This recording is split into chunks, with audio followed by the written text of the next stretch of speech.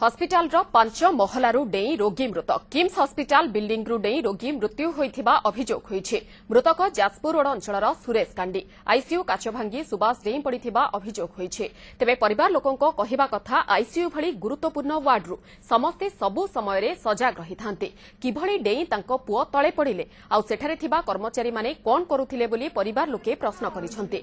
सुरेश तळे पड़ी मरि जाइथिबा बेले मेडिकल कर्मचारी माने तांकर चिकित्सा कराइथिले एवं परिवार लोकंकु डेरी खबर देइथिबा मध्य अभियोग होइछि।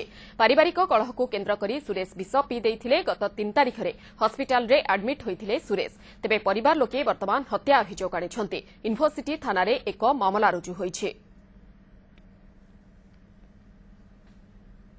पेसेंट माने झरका न थाई कि काच भांगी कि से तळको डेई पडुचंती। माने सेमती मैं भी से देखा चाह ठीक से करू नाहंती नहले से माने नेग्लेक्ट करूचंती। मैं भी सेठी आसु न थाउचंती किछि भी होउची।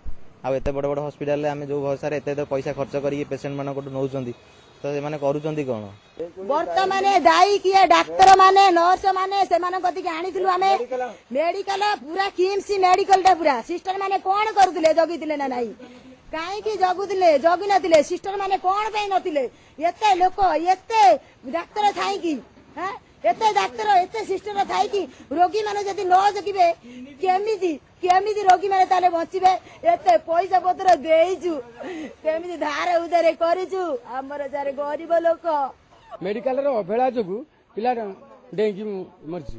तापरे सेटा आमे भाबुछु से जो सिले हवा इतरे आउ तार कोन प्रॉब्लम कि नैथिबे कि किडनी नैथिबे से कथा आमे कहि परनु एटा सिले गले काई